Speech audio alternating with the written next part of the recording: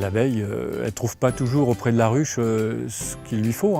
Pour le nectar, elle peut aller 1,5 km, 3 km maximum pour chercher sa nourriture. Elle peut même aller plus loin dans certains cas si elle n'a rien à butiner dans ce rayon d'action. Il y a certaines races même qui vont beaucoup plus loin en rebondissant et en faisant des étapes de ravitaillement entre guillemets.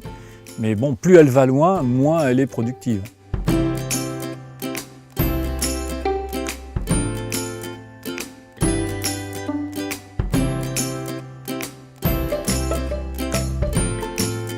La récolte de miel, c'est une opération importante dans la saison apicole. C'est le moment où nous allons prendre aux ruches la partie de miel que nous allons extraire, tout en leur laissant bien évidemment du miel en quantité suffisante pour l'alimentation des abeilles.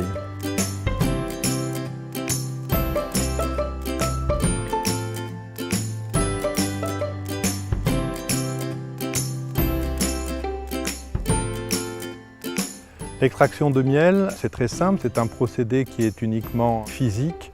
Le miel coule des alvéoles de cire dans une centrifugeuse, c'est-à-dire on fait tourner suffisamment rapidement les cadres qui contiennent la récolte de miel. Le miel va s'écouler et tomber au fond d'un extracteur en inox. On obtient un miel brut, c'est-à-dire un miel qui contient un très grand nombre d'impuretés. Des pâtes d'abeilles, des petits morceaux de cire, des petits morceaux du bois des cadres de ruche, tout un ensemble d'impuretés qui font que le miel brut, le miel qui vient d'être extrait, qui coule de l'extracteur, n'est pas conforme à la réglementation et n'est pas comestible en l'état. Dans une ruche, il y a 60 000 abeilles, donc 20 ou 30 000 butinent à chaque fois et personne n'est capable de savoir où sont allées les 20 ou 30 000 butineuses d'une ruche sur une surface de 50 km². Donc il y a besoin a posteriori de contrôles extrêmement précis, extrêmement fiables pour s'assurer de la qualité du produit qu'ont récolté ces abeilles. Par définition, le miel ne peut être attesté conforme que s'il a été contrôlé par un laboratoire qui est compétent. Donc notre travail, c'est d'abord de contrôler ce que l'abeille est allée faire, ce qu'elle nous a apporté. Et on va ensuite vérifier également ce que l'homme a fait. Quand il extrait cette production, lui-même peut être responsable d'un incident. Et notre travail va être de contrôler que toutes les étapes de l'abeille, de l'homme, n'ont pas eu d'impact sur la qualité, l'authenticité, l'origine et la fraîcheur du miel. Nous venons d'accueillir une nouvelle technologie dans le laboratoire, c'est l'IRMN. Cette technologie est une technologie similaire à l'IRM dans le milieu médical. Au niveau des produits alimentaires et particulièrement du miel, cette technologie nous permet de développer toute la composition du miel.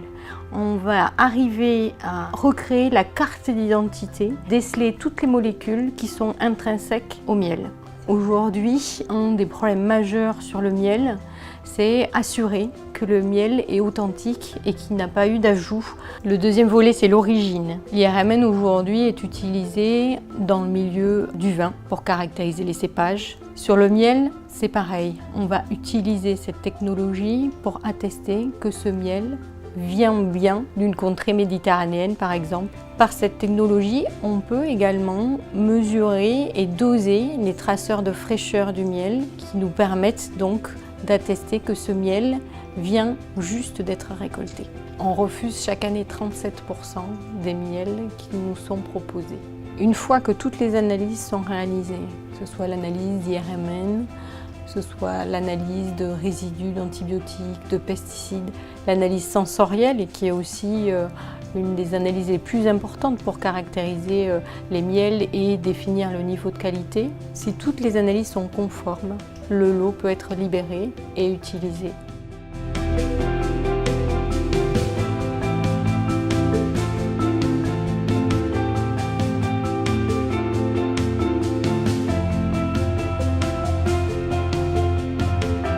La qualité et l'innovation sont dans les gènes de l'entreprise. Le savoir-faire de Famille Michaud est unique au monde parce qu'en fait, c'est l'entreprise qui, depuis 1973, est partie du principe que le consommateur avait un niveau d'exigence très élevé par rapport au miel, parce que le miel, c'est un produit 100% naturel et qui doit toujours rester 100% naturel. Et ça doit être le dernier produit préservé que le consommateur puisse consommer.